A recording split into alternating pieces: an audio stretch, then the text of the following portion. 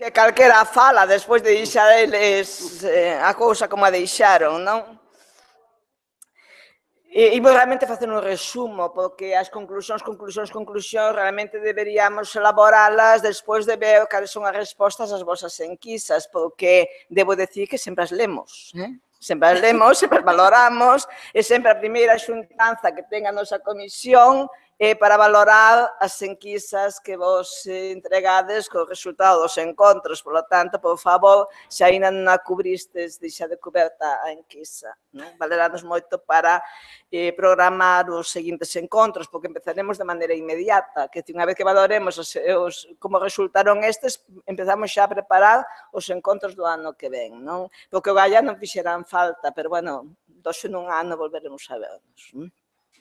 Comezo no resumo xustamente polo de crear contextos, non? Xa que nos deixaron quedar con este lugar e con este bo sabor de boca, non? Nos quixemos inaugurar esta vía de crear contextos para pensarmos xuntos en que hai que crear contextos de afectividade para a lingua galega e contextos de uso para a lingua galega e espazos de uso para a lingua galega, non? Que é unha reflexión que nos xa viñamos facendo na propia comisión do CDSG, pero que logo resulta que nos atopamos con que o informe da mocidade que se presentou estes días pasados, o que aludía eu o día da inauguración, que xa parece que foi en Milanos, pero foi onte pola tarde, pois incidía justamente niso, en que os rapaces se dirían máis proclives a utilizar o galego e se atopasen contextos adecuados para usar o galego e contextos nos que eles se sentisen, por un lado, fora das presións do grupo, no que xa se crea unha serie de inercias para falar unha determinada lingua, como unha certa desinhibición para falalo, para quebrar as barreiras psicolingüísticas que ás veces parece que os bloquean, etc. Por tanto, contextos de liberdade para a lingua, contextos de afectividade e contextos en que uns e outras se sintan cómodos para utilizar a lingua galega, mesmo para dar o salto cara a lingua galega, porque temos conseguido máis difícil, e é que eles séntense efectivamente próximos á lingua galega. O sea, non temos que conseguir que queiran a lingua, xa queren a lingua, o que pasa que non a falan.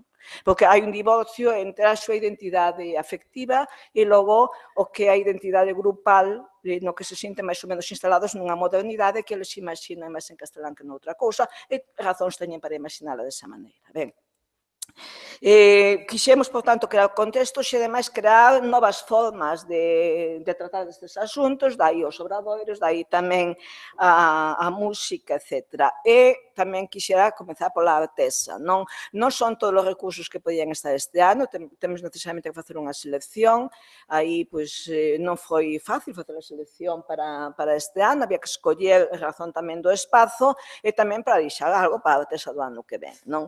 Pero non son todos os recursos que poderían poñerse, hai de feito unha gran forza creadora, creo que temos tamén o máis difícil, temos moita xente comprometida en crear, temos unha gran forza creadora que máis é innovadora e que está polo labor. Por lo tanto, moitas veces o que nos faltan son, por un lado, canles para transmitir iso, onde colocar iso, onde difundilo, e tamén canles ou lugares onde atopalos, non? Porque a veces creamos a canle e poñemos o recurso, esta mañá veuse claramente co da terminoloxía, é dicir, a canle está creada, os recursos están creados, sempre son mellorables, sempre se pode haber máis, pero están creados, pero resulta que os usuarios, ou parte dos usuarios que iban dirixidos non sabían que tiñan que entrar aí nesa despensa a buscar os recursos. Por lo tanto, temos que crear canles para difundir, pero tamén lugares, canles de difusión de onde se poden atopar as cousas. Creo que esa é unha tarefa pendente e a artesa vai tamén un pouco nesa liña. Xa temos a artesa do ano pasado, agora temos 14 recursos máis na artesa e iremos tendo cada vez máis. Ben, puxemos o foco sobre os dereitos lingüísticos. Puxemos un interrogante ao final, decíamos, unha garantía pendente. A verdade é que a pregunta era retórica, nós xa sabíamos a resposta, non xa sabíamos que a resposta iba a ser sí, son unha garantía pendente. Non na súa totalidade, obviamente. Claro que non son unha garantía pendente na súa totalidade. Decimos que coa normativa que hai en relación coa lingua galega, sobre todo a Lei de Normalización Lingüística e o regulamento normativo que previamente do Estatuto da Constitución, se iniciou o inicio da recuperación dos dereitos lingüísticos dos galegos. O inicio, ninguén di que sexa o final, pero está claro que moitos dereitos lingüísticos foron recuperados. Aquí, algúns que temos idade suficiente para contar, e non parar de contar, anécdotas que todo o mundo ten, non? É dicir, que efectivamente non todo está por facer, pero se a pregunta é unha garantía pendente, sí, efectivamente, unha garantía pendente. E alguén podía decir, bueno, se xa sabía da resposta, para que facer a pregunta, para que esta viaxe, non? É dicir, bueno, pois, porque efectivamente non chega a conter a intuición, o pálpito, a min pareceme, senón que había que enfrontarse con que persoas que son protagonistas, persoas que teñen unha posición estratégica especial para poder ollar de cerca determinados ámbitos, viñesen aquí a contarnos desde a proximidade da súa experiencia e mesmo a cuantificala de alguna maneira, non? Insisto, sin negar os avances que se teñen producido, creo que ao longo do día e medio que estivemos aquí reunidos quedou bastante evidente que os dereitos plenos non foron conseguidos por ningún galego falante, que no campo do ensino está moi lonxe de conseguir mesmo un nivel básico de dereitos lingüísticos os rapaces e rapazas que forman parte de algún colectivo minoritario, que pode ser simplemente porque son inmigrantes e, por tanto, parten dunha lingua que non é ninguna das que están en xogo, ou porque, sendo mesmo nativos, por tanto, galegos, teñen algún tipo de necesidade especial, que en ámbitos educativos como a FP regrada o obxectivo non se cumpre nin para docentes nin para discentes, que falta, puxeron ben claro esta mañá, a falta de materiais en galego, e cando decimos materiais tamén se insistiu nestes días, non nos estamos referindo só a libros de texto, senón a materiais para o ensino,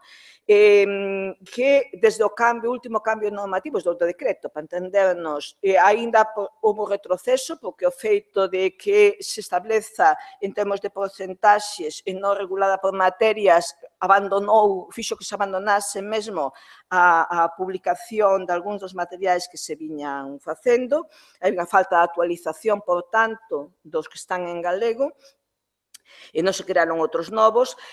Eles tamén puxeron sobre a mesa a falta de apoio institucional para a elaboración colaborativa ou para o establecemento de plataformas ou canles de difusión daqueles recursos que eles, co seu esforzo individual ou de grupo, están dispostos a crear facendo un sobreesforzo no seu traballo.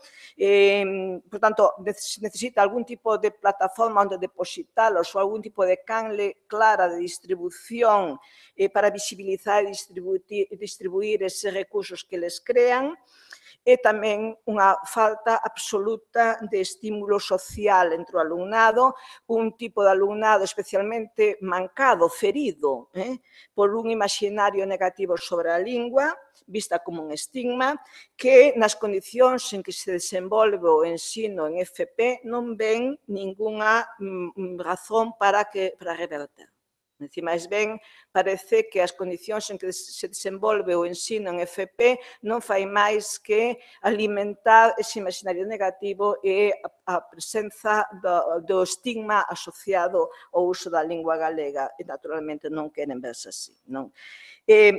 Vimos tamén, acabamos de velo non hai moito tempo, que no ámbito da sanidade se vulneran os dereitos lingüísticos dos pacientes, de maneira especial daqueles que son máis vulnerables, cunha auténtica indefensión ante a discriminación, coa falta de rigor no diagnóstico que leva implícita esa dificultade dunha comunicación auténtica entre as dúas partes que aquí se presentaron claramente como unha relación de poder desigual, e por unha falta, por tanto, de eficacia nas terapias, que tamén, en algún dos exemplos, era bastante visible. Por tanto, recollendo as palabras de Marta, nin respecto, nin dignidade, nin equidade, nin vínculo de confianza, nin, por tanto, comprensión.